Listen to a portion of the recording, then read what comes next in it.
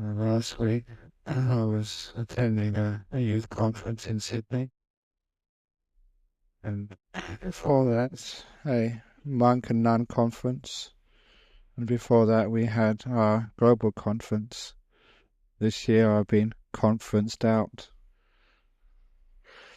but one of the outcomes of the conference, which we had a couple of weeks ago here, and the other conference, was people looking at sort of the future of Buddhism, especially this type of Buddhism in our world, and how it's going to pan out, how it's working now, what sort of strategies have we got and why we have those strategies. And I'm going to talk about that, at least at the beginning, and see where this talk ends up. It's a more like why Buddhism type of talk, or why spirituality, if you like. But it's also it's inspired by a comment which was asked at the end of this little youth conference in Sydney.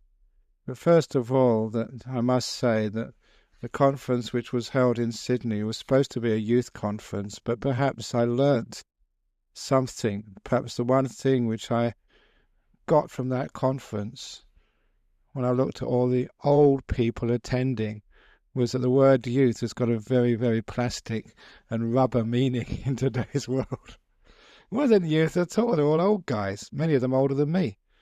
But anyhow, the question was that during the whole conference there, where you had Tibetan monks and nuns and Mahayana Chinese monks and nuns and Theravada monks and nuns and Zen monks and nuns and lay teachers and goodness knows who else, was that everyone was saying, my tradition says this, or my teacher says that. And the question was, well, we all know what your tradition says, but what do you say? There's a very great comment, because sometimes when people ask you a question about truth, about meditation, or about ethics, too often we just hide behind our tradition and say, our tradition says this, or the Buddha said that, or my teacher, this is what he said. But the point is, yes, but what do you say and why? Because it's very hard to argue against a tradition. It's very even hard to question the book, because a book doesn't speak back. All you can do is throw it in a dustbin if you don't agree with it. But when you've got a person there, you can actually probe much deeper. And this is, I think, one of the great advantages of, the Buddhist group in our modern world. The one thing which gives me great hope that this is going to be very useful for society, not just now but in the future, is that we are completely disorganized. The old joke, if any of you don't like organized religion, you've come to the right place. And what I mean by that, I don't mean that, we haven't got clean toilets and we haven't got a place to sit and a place to have a cup of tea. We're organized that way. But we haven't got a hierarchy. We haven't got a pope or an archbishop or somebody above us telling us what to say and what to do. I can say whatever I like here, and I'm not going to get death threats from the big shots in some Buddhist palace somewhere. And it's great that we have that freedom to say what we want and to be argued against, to be questioned, and we have this wonderful dialogue which goes on all the time, where we're questioning, arguing, investigating, always to come to a deeper understanding of truth. And this is a great thing of our modern spiritual life, that we are questioning each other, meeting each other, mixing up and finding up a deeper understanding of the meaning of life. A good example of that was yesterday. I spent the whole day at Christchurch Grammar School, an Anglican school, but I mix with all these other religions and really, really well. But and the chaplain there, I think it's a chaplain, he calls himself Canon Frank Sheehan. He's a good mate of mine, and he said something which is very, very fascinating. And one of the reasons I'm giving this talk also was what he said. There's a fellow in the Anglican Church called Bishop John Spong. Some of you may know about him, but he's as radical as you get in the Anglican Church. I think they understand who's the most radical by having the league of who gets the most death threats. And I think it's way up there on the top, number one. And I remember somebody telling me that when he went to some big bishops' conference in Lambeth Palace with the Archbishop of Canterbury, the head honcho of the Anglican Church, that him and a few of his mates sort of went, because Lambeth Palace is on the River Thames. They went to the river, and with a few of them, maybe half a dozen of them, and they threw their bishops' hats, their big mitres, into the River Thames as a protest, saying that, we're supposed to be followers of Jesus. He never, wore these big hats and his fancy robes. So why should we? Should we be just ordinary people, just like, all the people who come to our churches? And so they threw their hats into the River Thames. And I thought, that's really a nice thing to do. Now, forget about pollution. It was just like a gesture. But nevertheless, Canon Frank Sheehan was telling me that he went to one of these conferences, and all these bishops there, they're always saying, yeah, he's such a great guy. We believe in everything he says, but we hope he never comes to our parish. Because they understood and they agreed with his position, but they were too afraid to get him into their town to give a talk and express what they understood inside themselves. But they, because of the hierarchy, weren't allowed to say.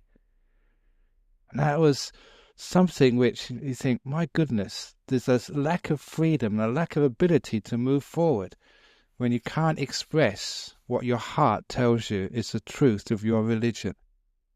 Fortunately, we don't have that problem in Buddhism because we don't have the big shots above us to tell us what to do. And because of that, there's a dynamic of our modern spirituality where we do have the freedom to look deeply within, to look at the texts, to understand what they were saying, and not to use those as a prison where we can't go beyond, but we use them as guidelines to go deeper into the meaning of our religion. Because maybe Buddhism always started as a meditative tradition. It's not a revealed tradition from outside. The Buddha never became enlightened because he heard some voice of some channeler or some god from outside. He was going inside to find the truth, and because that was always the way, the books were only the guidebooks, the maps, not the territory. They were the signposts. And we always remember that it doesn't matter so much what it says in the books, because those books are there, not as truths in themselves, but as a way to find the truth. They're pointing to something. And I think that when we realize that the truth is to be found within the heart of every human being, when they train themselves in this clarity, this stillness, to be able to perceive so deeply they see what's really there, I think then we understand the purpose of the books. The purpose of the books is not to divide us, not like some wall to separate us. Which book do you believe in? Do you believe in the Bible? Do you believe in the Quran? Do you believe in the Dhammapada? Or do you believe in Harry Potter? Which is your book? I don't know. But sometimes the people, they take these books and they say, that's us. Harry Potter says, or Obi Kenobi says this. Now that's not the point. It's all pointing to something. And once we actually stop the books and make use of them as they truly are, then even the books don't become our authorities. And one of the great things with the different types of Buddhism. Now, what are the different types of Buddhism? We have Zen Buddhism, we have Mahayana Buddhism, we have Tibetan Buddhism, we have all the schools of Tibetan Buddhism, we have Theravada Buddhism, we have Sri Lankan, Thai Buddhism, we have all these different types of Buddhism. But why do we say they're so different? Theravada is just a group of books which we say this is Theravada Buddhism, the Tripitaka. This is Mahayana Buddhism, the Agamas. This is Tibetan Buddhism, the Kangyur. But these are just a set of books. And sometimes people ask me, all these different traditions. Those of you at the conference saw monks in all sorts of different types of robes. I thought we should really just have a fashion parade of the different types of monks walking down a catwalk. And we can have a vote on which do you think should be the fashion of this year. But I used those different coloured robes many years ago to actually describe when people ask, what is the different types of Buddhism? What are their differences? And I just said, like the cakes. Cakes with different types of icing. What you see here is brown robes. This is the milk chocolate icing on the cake.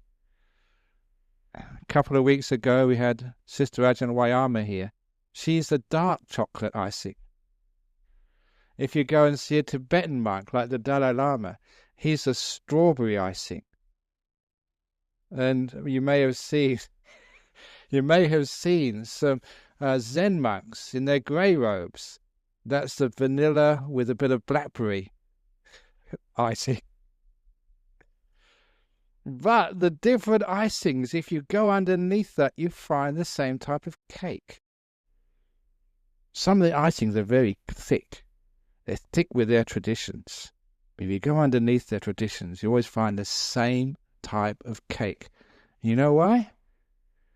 Because whether you're a Tibetan monk, whether you're a Christian monk, whether you're a Muslim, whether, don't know who you are, you've all got the same type of mind and body, the same experiences of life, just about. So if the truth is about life and is expressed in one's experiences, surely, whether you're from Mongolia or whether you are from Texas, the truths of life have to be the same. And the great thing is that when we express these truths in our different traditions, if those truths which are expressed don't really meet with the approval of people who hear them, if they don't rhyme with their experiences of life, and they don't inspire and lead them deeper into a state of peace, happiness, harmony with their lives, of course, it won't last. Sometimes the different types of religion or spirituality or Buddhism are just like the different plants in the forest. Those which are meant to be there. In other words, those which adapt to the situation around them, they will always thrive. And so we don't need a hierarchy above us. Sort of in Buddhism, we don't have like the departments of agriculture or forestry called Calm, who tell everyone what trees to plant. So we don't have somebody who's organizing anything. It's completely sort of natural selection, if you like. Sort of a monastery or a temple or a church or a teacher starts here and another one starts over there. And the ones which are really giving what people want, who are supplying the goods, who are teaching and inspiring and making people more peaceful, more happy, they're the ones which are going to survive. It's a natural survival. And this, I think, is a great thing of our modern world. It's not sort of some tradition which chooses what's going to be prosperous, what's going to work in our future. It's actually just the dynamics, the interreaction between teachings, teachers, people, the situations. That is what's going to determine the success of the future. So certainly as a monk, as a teacher here, I love stirring things up every now and again, for my own benefit and also for other people's. Not always following the tradition, but sometimes just going a little bit further to see what works and what doesn't work. I know I sometimes get into trouble for that, but it's great when you're a senior monk. I've got enough seniority now that I can get away with many, many things which I never would get away with when I was a young monk. But when we actually say get away with things, one of the strengths, I think, of a tradition which is going to work in our modern world is it's very strong on its ethics. Because in our tradition, we do have a very, very strong adherence to what we call the Vinaya, which is the ethical code for monks and nuns. We keep those rules very strictly, such as not accepting any money. Now, some people are loose on that rule, but they're very strict on actually presenting Buddhism as it says in the books. In our tradition, we are very strict on the ethics, but sometimes we're very loose and interpret what's said in the books. You see the difference there? You're either strict in the ethics and loose on the interpretations, or you're loose on the ethics and strict in the interpretations. And I think, from my understanding, that if you are strict in the ethics, it's people respect you, because they want their monks and nuns to actually be someone that they admire, that they are living simply, that they are monks. Maybe people can't do it themselves. They can't just live on one meal a day or sleep on the floor or go without TV or go without sex. Maybe they can't do that. But sometimes respect someone who does that and who shows that they do that. For those people who have ever any doubts about the monks and nuns you see sitting here giving talks, please come to such celebrations as on Sunday. We have a big celebration to start our rains retreat at Serpentine Monastery. Because one of the things which I do there is we have these tours around the monastery and all the huts are open and you can go into those huts and see how we live. I know that sometimes people can't go to the places they want to go, but my hut is open all day and you can go in there. I don't tidy it up specially. You can go into all of the cupboards. You can go under. There's a bench there. It's not a bed. I sleep on the floor, so you can't go under my bed because there's only earth under there. We can go and actually see what these monks are and how they live. And I think that's such an important thing in this modern day of cynicism and sometimes skepticism. Yeah, they say all of that, but do they really act like that? Do they really practice that? Do they say one thing and do another? Certainly for me, hypocrisy was one of the things I found most detestable in my early life. Now, one of the reasons, this is an old anecdote, one of the reasons why I got disappointed in the Anglican Church was I went to go and see the local Anglican priest. When I was a kid, I used to sing in the church choir. Believe it or not, my chanting has really deteriorated since then. I used to sing in the church choir, so you got to know the local priest who was there for years and years and years. And when my brother decided to get married, I was a student at the time, not really working very hard. And so he asked me, can you go to see the vicar? Actually, he had to get these, they call them banns, some permission actually to marry. And so I went to see him, and he remembered me, invited me in, and he asked me what I was doing. I said I was, at university. I got to Cambridge, and the next year I thought I'd become a school teacher. And what he said, no, don't become a school teacher. Write a book on education. Make more money out of books.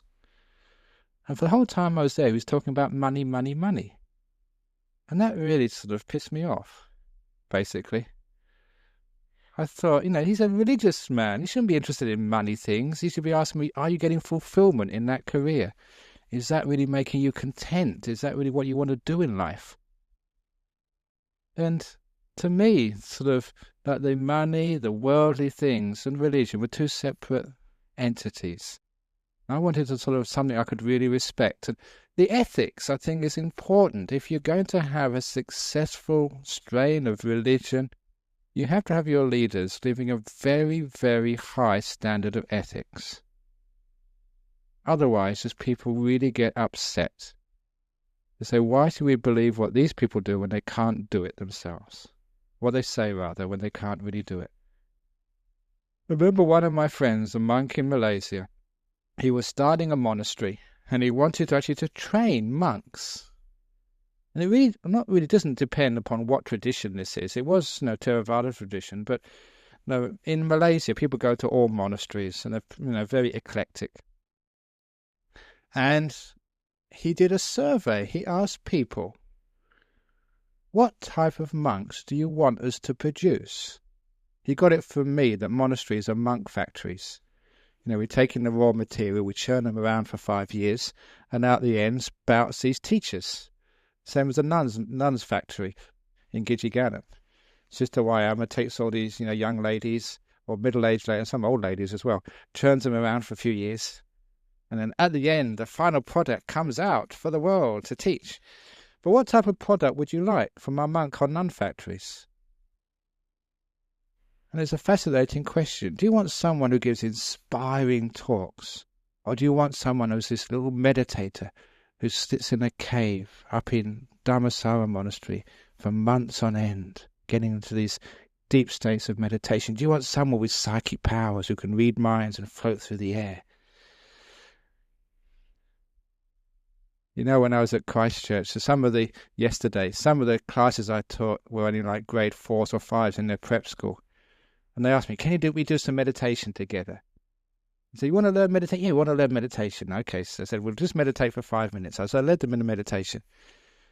And when I teach meditation here, I close my eyes. And I didn't realize these scallywags, they weren't sort of closing their eyes. The only reason why they wanted me to teach meditation, because they wanted to see me meditate. And afterwards they complained, said, we were watching all that 5 minutes and you never lifted off the ground once. You didn't meditate. That was the reason they were trying to watch me meditating. But do you want someone to do things like that? Or do you want someone who writes books, or one who's a great manager who teaches your kids to be good? I know a lot of people, they want to, get the monks or nuns, some surrogate parents or teachers, because you can't teach them yourself. At school, they don't teach kids, how to be good kids. And so please find somebody. Monks and nuns, our last resort. Can you please sort our kids out so we can have a nice time? But the point is that of all those things they asked, the people of Malaysia, and I think it'll be the same with the people here in Australia, so what they wanted most out of their monks and nuns was they lived an ethical life. They were honest. If they said they were going to be celibate, they were celibate. They were people they could trust. It was a fascinating result of that survey, some which I didn't really see coming. I think that if Buddhism is going to survive, or religion is going to survive in our modern world, the religious leaders have to clean up their act and really be people we can respect, who are honest. And if they're celibate, then they keep that celibacy. If they're married, they just stay with that one person. They are kind, they are good, honest, truthful. I mean, one of the problems with religion in our last 20 years is the scandals which have been around priests abusing kids, beating kids. Those are the things which have hurt religion more than anything else. So I think it doesn't matter whether it's Tibetan, Zen, or whatever. One of the most important things is we do have a strong ethics, because this is a practical part of our religion. Not so much as what's said, but what we do. Because I think in our modern world, people get so disappointed with the behavior of those people we used to look up to. School teachers, police. I remember as a kid in London, the British police were just so admired. And you were told if you ever got lost, ask a policeman, they will help you. Would any of you give that advice to your kids today? No, if you got asked a policeman, they may sort of put you in jail or beat you up, or who knows what policemen might do. Isn't it a shame that policemen have lost that trust? We don't have people we look up to in this world. And so the religious leaders was for many people the last hope of respect. And I think if we do have religious leaders who are ethical, who you can trust, who say, check me out. And I think that gives us an inspiration It gives us hope that there is such a thing as goodness in this world. Because only when we see other people living good, honest, really good lives can we, maybe, become better people ourselves. Even just being honest and being truthful, that in itself inspires us to maybe be more honest with the people we live with. A person who is more simple living, who can give and doesn't think about themselves, who's less selfish. That may encourage us to be a bit more giving and less selfish. Having people who are kind, really kind, will encourage other people to be that bit more compassionate. One of the great things which we need is examples. So I think that's one of the reasons why the Buddhist Theravada tradition, the forest tradition, has always emphasized the ethics. He's saying, be a good person. There was an email, apparently, was supposed to be sent to me today. We didn't sort of download it because I probably know what it was. Somebody sent an email about an article about monks in Thailand watching the World Cup. Because it was in the middle of the night, it means in the morning they couldn't go around on their arms round, which is their duty. Now, I mean, people think, it's only the World Cup. They think, what's monks doing watching the World Cup? It's a stupid thing to do. But actually, one of the monks who just came to our monastery, he came from Germany, he was saying, he's a German monk, and he just arrived, I think, yesterday or something, and on his way, he had to transit, I think, in Bahrain or somewhere. And as he transited, it was just the time, I think, when the German soccer team were playing, was it a semi-final or quarter-final or something? So because he was in the airport, they had it all on the screens. So he watched it, and I said, that's bad karma, watching the TV. Because look what happened, your team lost. So much suffering for German to see his team. And sometimes you wonder, what's a monk doing watching sort of, soccer? And it's only asking for trouble. Look, just simple wisdom should tell anybody that 32 teams, I think I've got that number right now. Was it 64? Still don't know. 32 teams went into the World Cup. Anyone know? It was 32. 32 teams went to the World Cup. 31 teams go home with a lot of suffering. And only one team has any happiness, and that's only for about a week, and then everyone forgets about it. So you've got a 32 to 1 chance of having a lot of suffering. And don't think that if you get to the final, then just losing in the final, you don't have any suffering. The further you get, the more suffering you have. Apparently, Australia got knocked out, was it in the quarterfinals? If they'd have got knocked out in the first round, they wouldn't have had so much suffering. They think, what if we came so close, just another goal or another decision, we might have beaten Germany and beaten Brazil or whatever. You see, that's suffering. That's stupid, people thinking like that. Monks should know better than that. But the point is that we want examples. But not just examples. I think that any religion which is going to survive is not just having an example, but giving other people the means to find their religion for themselves. I think our modern world, we have this idea of democracy. I know that democracy, it doesn't live up to its name in most countries, even Australia. But the idea of democracy is the empowering of other people. So actually, you have a stake in the decisions which affect your life. And I think it's the same, with religion. We have a democratization of religion, where we won't stand for a monarch telling us what to do, like a pope or like an archbishop or whatever. And we always want, to have a part in the decisions which affect the innermost part of our life. Which is why we have something like abortion or euthanasia, or like marriage, whether you're gays or whether you're straight or whatever. But people just won't accept people saying it's wrong for gays to marry. They say, why? And even if you think like that, why should that mean that I can't make my own choice? And I think that the whole world is moving to a democratization of religion, where you will choose. And when somebody comes up on high, whether it's me sitting up here or a pope or an archbishop telling you what to do, sometimes you'll say, I don't agree with that. I will do what I want to do. And the whole idea of religion for the future has to be not just leaving everybody to their own devices, nor telling them what to do, but having this middle way of religious leaders being like doctors, empowering you, helping you make your own decisions. The days when a doctor would actually say, you are sick, this is what you have to do, and just prescribing your treatment without any questioning, is this what you want to do? Is this, your preferred way of treatment? Do you want to die, or do you want to sort of go for some chemotherapy? These days, those are the questions which our doctors will ask us. They are partners in our therapy. They are not the dictators, as they used to be.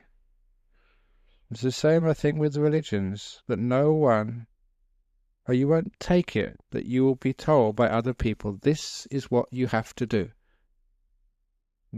No one, even Catholics, would say that contraceptives are wrong, don't do it. People just won't listen. They will make their own decision. And the whole point of religion these days, a religion which is going to survive into the future, is those which empower and help other people make sensible decisions. Religions which help, rather than religions which control. And I think that that is something which, with my understanding of Buddhism, is right from the original part of Buddhism. Buddhas only show the way. They don't tell you what to do. You have to walk the path yourself. But for me, the Buddhism which I grew up with, I don't know whether to really call it Theravada Buddhism, Mahayana Buddhism, or Vajrayana Buddhism. Sometimes what I say when people from other traditions hear it, sometimes they say, are you a Theravada monk? One of my great friends from Singapore says, I'm a Theravada monk with a Mahayana heart. And I really like that. And anyway, what is it anyway? Because you go back to what the Buddha said, and that's not Theravada, Mahayana, or any yana. You know the yana which I follow here. What's the yana I praise here? It's called Mahayana. That's right. Yeah, that's the yana which I like. Mahayana, being as abundance of religion, or Buddhayana, or whatever you wish to call it. But we have the freedom actually to always question. And when people in Tibetan Buddhism, or in Zen Buddhism, or in Mahayana Buddhism, when they question as well, we tend to come to the same place. And one of the places we come to is saying this is a religion which empowers people, also teaches people how to experience something really deep and spiritual. Not just, being ethical. But I think one of the reasons why this Buddhism is really taking off, and going to take off even more, is because we've always, from the very beginning, now and forever, always centering on this power of meditation, finding the truth within. And you've got these huge amounts of skillful means, resources, experience of what happens when you really still the mind. I know that the West has begun to tap that resource of meditation, how it helps with diseases, with stress, even with education, makes you a more successful person, whether it's on the footy field or in the office. At the school yesterday at Christchurch, there's a very, very strong centre for Eagles support.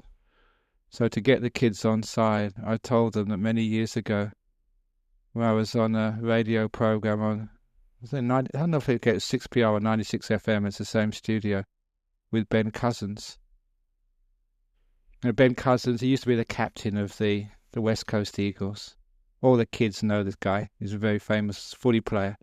And I told them that after the show, I was teaching him some just meditation techniques. so that he could levitate that couple of inches higher to mark the ball. So that's, you don't know that, but that's the secret of the success over the last few years.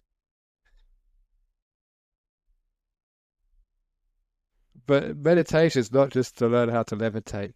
It's something which actually gets people in touch with an inner truth, with an inner peace. It's something which you can experience. Because too much of religion is being told. Or, you have to believe, you have to take it on trust. This is your view, this is your belief. But one of the things with meditation, it's no longer a belief anymore. It's no longer something you read. It's something you experience. And one of the most powerful, profound, deep, life-changing experiences you can ever have. When I was in Sydney, there's a few of the people from here, they moved over to the east. And, they always sort of feel very, very homesick for the Friday night talk here in Nollamara. Because they have nothing like this over the Far East. With a really nice talk, lots of people and good atmosphere. But one of the people over there, they were telling me that, they were always interested in Buddhism. And they like these 5 precepts, but there's a 5th precept was they're having the hardest time with. They didn't like going down to the pub and getting drunk. They just liked wine with their meals. Not that much wine that they would get tipsy. A couple of glasses of wine, that was really nice. But this lady said that what happened to her, she went to a meditation retreat. And she got into deep enough meditation that she was, her awareness was heightened. She was really, really alert. And when she went home, she had a glass of wine, just one glass of wine with her dinner, and she saw what it did to her brain. It was the first time that she could actually see the effects of alcohol, even just one glass of wine. And she told me that's the last glass of wine she ever had. She's completely given up now. Now, this is not giving something up because someone says it's evil and you go to hell if you go drinking. It's a bad thing to do. And you all drink your whiskey and wine, you're bad Buddhists, you naughty people. Now that's not Buddhism. But this is a great example of she used meditation to enhance what we call mindfulness, this awareness, this alertness, which sees things as they truly are. And she saw something which for her was really important. And she saw the effects of what these things do. Okay, we have a huge problem with drugs in school. How are we going to help our kids get off drugs or not take them in the first place? Telling them that drugs is bad never works. Telling them not to smoke doesn't work. All the adverts on TV or on the billboards showing, a lung which has been damaged by smoke, but it doesn't really work. But if a person learns a bit of mindfulness, you empower a person to make their own decisions, to see what these things do. That works. So this empowering of awareness through meditation is such a great tool which Buddhism can give to our modern world. So people, they're not told what to do. They find out why they shouldn't do it. Not because of some reasons written in a book, because some experiences they find inside their own mind, their own heart. It's that internalizing of truth, so everybody sees it for themselves, is the greatest strength of this path. And as we teach that more and more, and as actually people feel the truth starting to grow in their own being, when their awareness and mindfulness start to really blossom, basically it's awakening. The word Buddha actually means the awakened one. So Buddhism, if you say, what does it really mean? It means awakening. Awakening to truth, to happiness, to peace, to what life is all about. It's really quite strange when you put it that way, because if you have to awaken, it means that most of us are asleep. Strange thing to say, but that's so true. And many people are dull. You think you know, but you're only seeing a fraction of the picture. One of my similes, which I often use in meditation retreats, probably used it here last week. No, it couldn't have been last week because someone else was here last week because I keep repeating myself. But this is a simile of the monastery where I live, up the hill, 2.16 kilometers on top of a hill just above Serpentine. And this is a story where for 9 years, that monastery's been there for 22 years now. For the first 9 years, I'd always gone up and down that hill in a vehicle. But one day after 9 years, I decided to walk up that hill. I had time. I needed the exercise. I told the car, leave me at the bottom, I'll see you at the top in 45 minutes' time. When I started to walk up that hill, I could not recognize my surroundings. I'd been up and down that hill 3-4 times a week in a car. Now I was walking. It was like walking up the hill for the first time. That was weird. How come I can't recognize that hillside? I stopped. It was weird, but it's changed again. It looked very, very different once I stopped. As a monk, as a meditator, I wanted to investigate, ask why, what's going on? Because I was a scientist before, it became very clear. When you're looking through the window of a car, which is speeding, your eye does not have enough time to form a proper image on the retina. Before more light comes, dislodges the old, and you have to attend to a new image. The images simply go too fast to fully form. Which is why when I was looking through the window of a car, I couldn't really see what was beyond the window on that hillside. When I walked, I was going more slow. The image in the back of my eye became more fully formed. It had more detail, and interestingly, the colors were deeper, were richer. And when I stopped, only then did my eyes have all the time in the world to form the full picture, a true image of what lay outside. Not only could I see all the details, every blade of grass, every leaf, every rock, the moss and the lichen on the rock. All the colors were deep and rich. The greens were just more deep than you could imagine. And I realized that is what life is like for many of you. You go so fast, you live your life as if in a speeding car looking through the window. You miss too much detail. Moreover, what you do see is washed out. It's not rich in depth, in flavor, in color, in feeling. Do you ever feel dull? The food doesn't really taste very good. Your touch just doesn't mean anything to me anymore. Sights, so what? Life becomes like a group of pastel experiences with no richness, with no depth, with no oomph to it. It's nothing to do with life. It's just we're going too fast. When we slow down, when we stop, life becomes rich again. It becomes full. The texture, the depth, it all comes back again. That was the simile of the hillside. You may try that yourself tomorrow morning. You may have gone up and down the road where you live in your vehicle.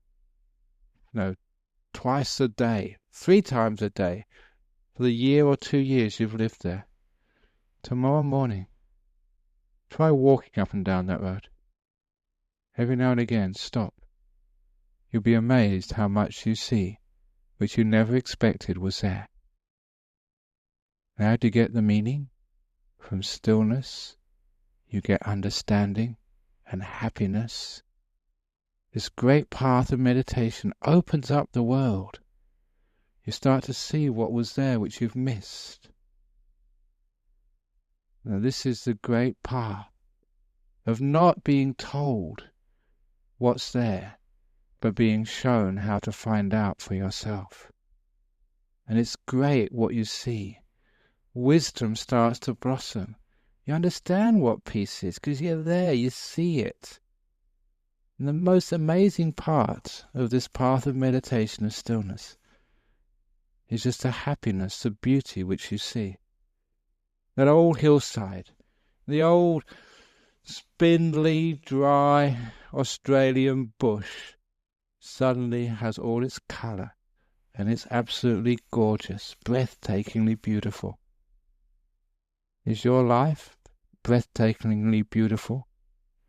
When you go to work on a Monday morning and get stuck in the traffic, is that breathtakingly beautiful? It can be, if you see what's really happening there.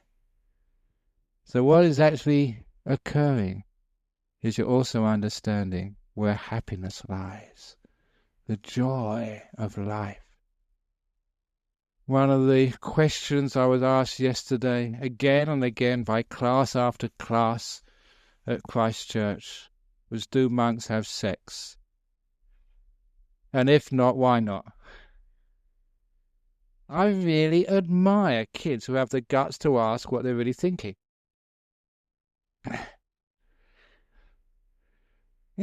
Some young boys, that's their age. Sometimes they do it just to stir you up. But when they get sort of respect for their question, you say, that's a great question, and this is the answer. Why are monks monks? Why are nuns nuns? Why? You see people coming up here in these funny robes. What do you do this for? And this is actually when I told them, I know you've heard this before, I said, in your meditation, you get a bliss which is better than orgasm and lasts much longer. And that really blew the kids away.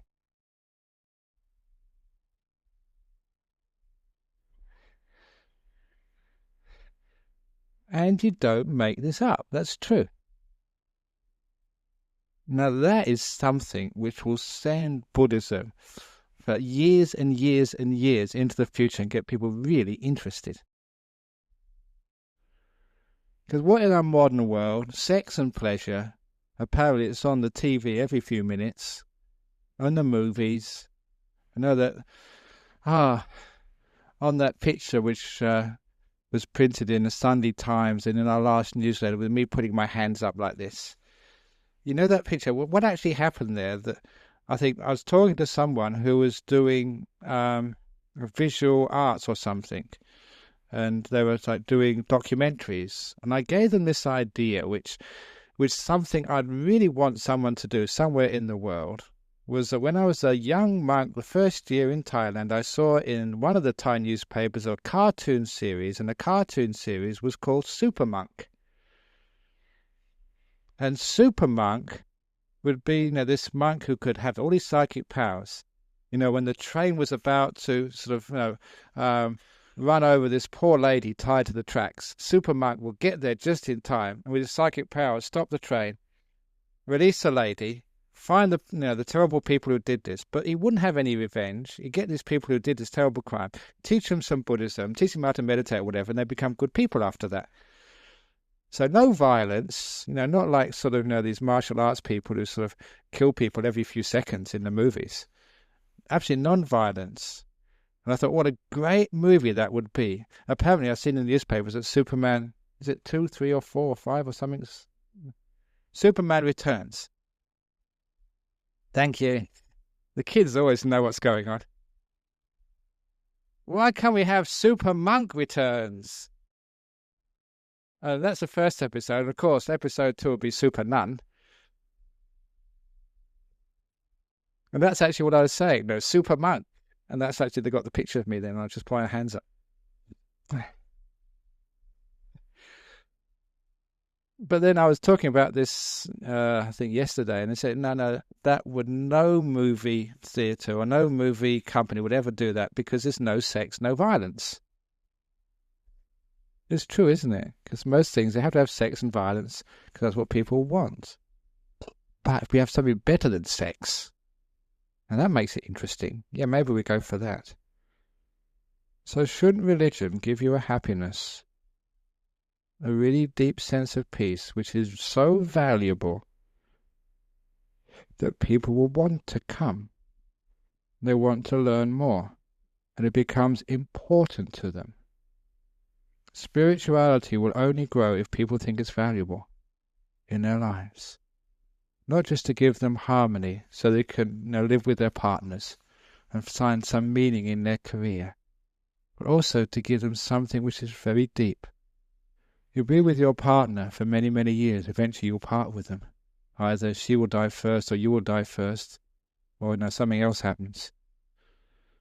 Your job, you're only in there for so long. You have to leave your job. So fulfillment in your relationship, in your life, with your work, is only so much.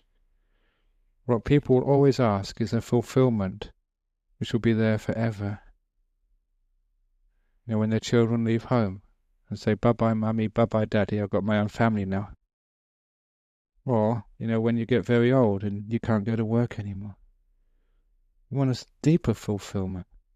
I think that deep meditation, that understanding of the peace in the heart, which is beyond the age of the body, or the gender of the body, or the health of the body, that's something which when people get hold of, they think, that is valuable. That's what I was looking for. And the meditation takes you to that place. I think it's that reason above all which will make what we're teaching in places like this valuable, just so important, and it will get stronger and stronger. It's the happiness, the peace in the heart. Because that's the thing which Buddhism, or this particular practice, whether you call it Buddhism, Christianity, spirituality, or whatever, I don't care who does this, but if you bring more people to a state of inner peace and happiness, and this huge understanding which comes from that, and I think that is why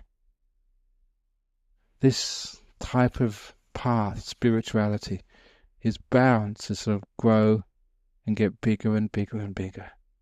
Huge amounts to offer to this world. Don't really call it Theravada. Don't even call it Buddhism. Who cares? Call it truth.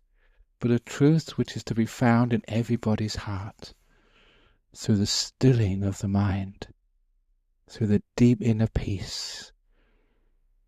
That's what I think the original Buddha did under the Bodhi tree. Stilling the mind so much to see huge insights and truths. And what's most important was not saying so much what he found afterwards, but telling people how to get to that same place of stillness, that same awakening of the mind, to see fully, to see happily, to see truthfully. When you get to that truth, how can there be 2 truths, or 3 truths, or 10 truths? There can be 10 expressions of a truth, 1,000,000 different descriptions, thousands of different pictures of the Eiffel Tower. But the Eiffel Tower is one and the same, just different perspectives, different angles. So to find out your angle, don't just look at other people's photos. Go to Paris yourself. Go and stand there. Go to the top of that tower and see the beautiful view. Don't just believe the books. And don't say, I'm a follower of Zen Buddhism. I'm a follower of Tibetan Buddhism. I'm a follower of Theravada. I'm a follower of Ajahn Brahm. Don't do that. Be a follower of truth. The follower of the inner path to seeing things for yourself. That is a part of spirituality which I think will grow in the future. It's the stuff without all the externals. All of the ceremonies, the rituals, they're okay as long as they have a meaning. But it's where those rituals are coming from which are most important. The chanting, you can do it in whatever language you like. But the most important is why you're doing it. So often, when sometimes we have a bit of fun and games in our monastery, sometimes we always think the next marriage ceremony we do, we're going to chant the funeral chant. The people we're doing the service for won't know because we chant it in Pali, a language which no one understands except the monks. So next time we're doing some chanting for you, check out what chanting we're really doing. No, we're usually very honest about this. But why do people want all this chanting? It's not so much what you're chanting, but where you're coming from. It's most important. The same as the precepts. Too many people in traditional Buddhist countries, they do all this chanting, they do all these ceremonies. But what does it really mean if they don't understand what it is? In Thailand, I just finished here, some years ago, we saw all these people taking the 5 precepts. 5 precepts: not deliberately kill, steal, commit adultery, lie, or take alcohol or drugs. And you see the Buddhists usually put their hands up like this. And this time in Thailand, we saw people putting one finger down. I'd never seen that before when I was a young monk. It was a modern innovation. So we asked, what do you mean by putting your fingers up that way? And the man said, Venerable Ajahn Brahm, today I'm only keeping 4 precepts. So I only got 4 fingers up. They still chanted all 5. So they put one finger down. And once I saw that, I started looking around. And sure enough, I saw some people with 2 fingers down. And I even saw one person with all the fingers down. They still did all the chanting. Now that's not doing the rituals properly. What's the point of a ritual if you chant it but you don't mean it? Or if you bow, when you don't really mean to show respect, or if you to put, something in the, and I've seen people doing this. They have, the envelopes for donations.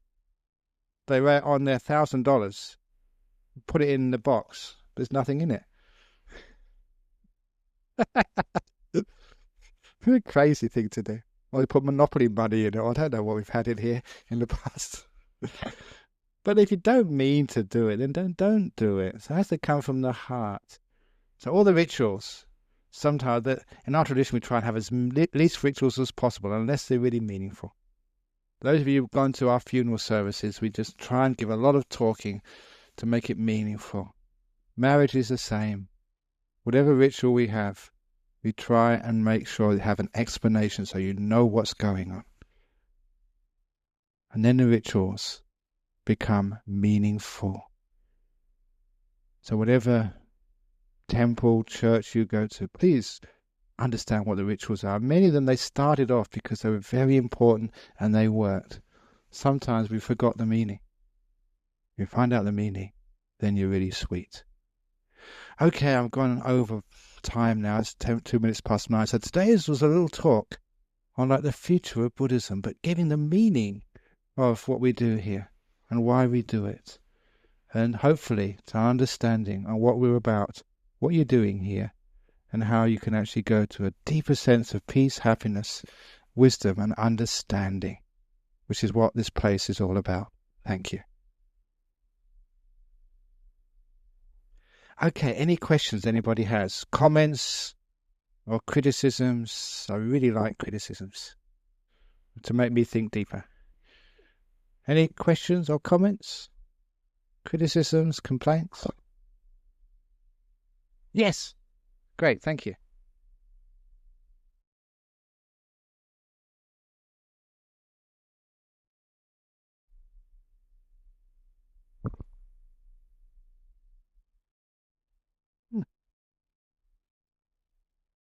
Wow, it's a great question. Do you think the world will self-destruct? Or do you think that more people get involved in spirituality, things like Buddhism? I don't know. I think my inclination is that this human race is very resourceful. It gets to the brink, but never tends to fall over. It tends to, at the last moment, sort of do something which is sensible for a change. And yeah, I really do think that these teachings have a huge amount to offer to the world. For example, one of the questions which came out of Christchurch yesterday is, what's the Buddhist attitude to the person who murdered that young girl, Sophia, in Canning Vale, and said, shouldn't we have capital punishment for justice? And Buddhism is really great on this. So what do you mean by justice? Isn't it that you mean revenge? Is that your understanding of justice? And as soon as I separated justice from revenge, we had clarity about the issue. Because the kids, because of talking to each other or reading the newspapers or listening to the TV, they had confused justice with revenge. This terrible thing had happened to this little girl, and they wanted to punish somebody else. It was just pure revenge, that's all. I say, no, what justice is got nothing to do with revenge. What justice is supposed to do is actually helping the parents, the friends, or whatever of Sophia, and the person who did that, sort of come to some sort of healing, so they never do that again. So the people who the parents of that little girl, the friends of that little girl, can come to a sense of understanding, of peace, of moving on, so the pain is relieved from their lives. That's to me what justice is.